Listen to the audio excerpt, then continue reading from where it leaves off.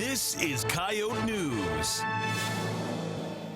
Tonight on Coyote Sports, the new track and field facility is just about ready for competition, and Coyote News' Heath Nimke speaks with a senior women's basketball player about Coach Williams leaving the program.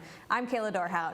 And I'm Levi Goots. A USD softball player breaks a program record, and in Cassidys Corner, she gives us her take on this past weekend's Masters.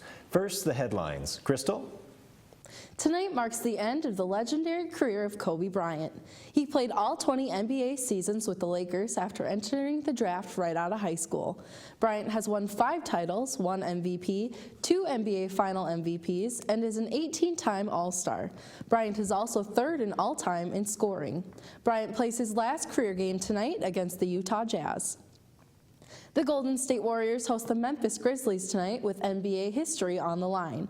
The Warriors need to win tonight's season finale to break the single-season wins record held by the 1995-96 Chicago Bulls. The Bulls went 72-10 that year. The Warriors currently sit at 72-9.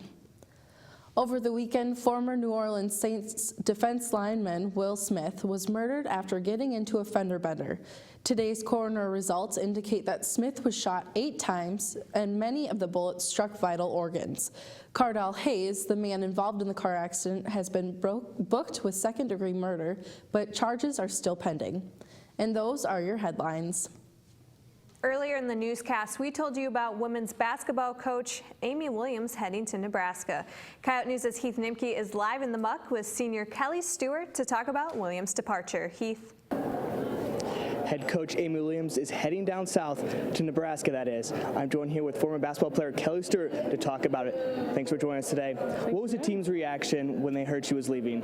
They were fairly surprised. They were sad, but at the same time, they all understood. I mean, Coach Williams is an outstanding coach. She's had great success here. It would be weird if people didn't come knocking at her door, and with Nebraska being her alma mater and just still close to home, close to her family, it was kind of just the perfect opportunity for her. The public was told on Monday. When was the team told? The team was also told on Monday. They had a team meeting, I think early afternoon, and then about 30 seconds after the meeting, that's when Nebraska released it. So it was a late decision for her. She was really back and forth on it, and then obviously told the team, and then it came out. Did this come as a surprise to you? It wasn't a huge surprise to me. Like I said, you know, she's had great success here, and she is an absolutely outstanding coach. So with teams coming knocking at her door, especially Nebraska being that alma mater and being that perfect scenario, I wasn't really surprised, and I'm just so happy for her. Who do you think will be a good fit to replace Amy?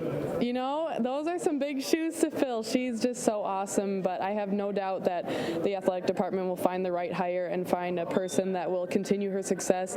I honestly have no clue who it will be, but I know that they'll do a good job. Perfect. Thanks for joining us today. Thank you. The search continues to find a new women's head basketball coach. Live in the Muck, I'm Heath Nimke. The Sanford Coyote Sports Center isn't the only new facility being added to USD's campus, as the track and field team's also receiving a new complex. By this weekend, the Coyote track and field team will have full use of its new facility. Contractors are currently putting in the final touches, but the facility will be ready by the next meet on Tuesday. The only remaining items to be completed are the restrooms located behind the bleachers and reseeding the grass that surrounds the track. Head track coach Lucky Huber says they've installed some unique items in the new field that make it stand out from the rest. And we also put in ground timing. So just like a road race where you kind of wear a bib number, we'll do the same thing. And it's kind of modeled after NASCAR. When people go across the line, you kind of know what the order is. And sometimes in a longer race, they get out of order and you don't always know who's in what place. So we think that'll make it exciting. The field will showcase more events near the stands to make it a more enjoyable viewing experience, and a 2% inclined hill for resistance training. Huber says everything the new track has will become a valuable recruiting asset. The Coyotes open the facility for competition on Tuesday for the USD Twilight Meet, and then host the Summit League Championships beginning on May 12th.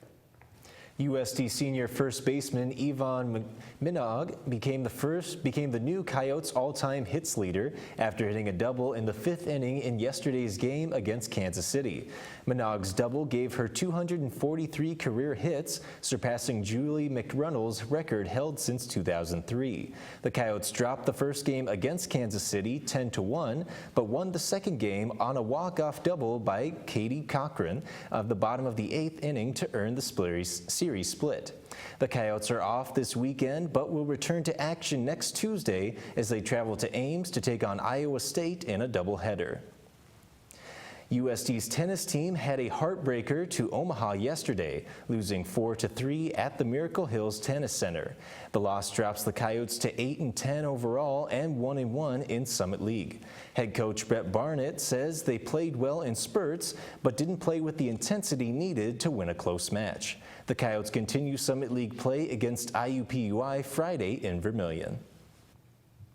Both USD golf teams have finished their final tournaments before the Summit League Championships begin. The Coyote women's golf team finished 10th at Montana State Bobcat Spring Invite, which concluded yesterday. The 54-hole event featured 98 golfers from 17 teams. Junior Brenna Lervik and freshman Jennifer Vincent finished tied for 14th and 16th respectively. On the men's side, USD finished 8th out of 11 teams at the Oral Roberts Shootout, which also finished yesterday. Senior Miles Death was the top finisher for the Coyotes, tying for 22nd place. The women travel to Nebraska City next Monday for their conference meet, while the men's conference tournament takes place on May 1st in Newton, Kansas. In Cassidys Corner this week, she gives us her take on Sunday's dramatic Masters finish. The pressure of performing well can affect any athlete, whether they're a professional or not. The nerves begin to settle in prior to the start of the game or tournament. It's about knowing what to do once the nerves set in that separate the good athletes from the best. Jordan Spieth is an example of an athlete falling to pressure after his collapse at this past weekend's Masters golf tournament. Spieth is the former world #1 and the defending Masters champion. Spieth had a lot of pressure on his shoulders. As one of the youngest competitors in the field, Spieth was trying to live up to expectations. Spieth uncharacteristically blew a 3-stroke lead on the back nine after shooting back-to-back bogeys, followed by a quadruple bogey. Spieth wound up finishing second to England's Danny Willett. Willett was the last golfer to qualify for the tournament. He almost didn't play in the tournament because of recently becoming a father. When compared to Spieth, Willett had absolutely no pressure to deal with, and in turn, Willett was able to throw down a great 4 rounds of golf. Spieth was faced with the unrelenting pressure of not only meeting his personal desire to win, but the demands that come from the media's facts, figures, and what-if reporting. It was never a Spieth versus Willett duel or America versus England match. It was always Spieth versus the expectations of all fans, players, and media. It's often those that can shut out the outside world in times of pressure that are able to perform the best. And that's Cassidys Corner.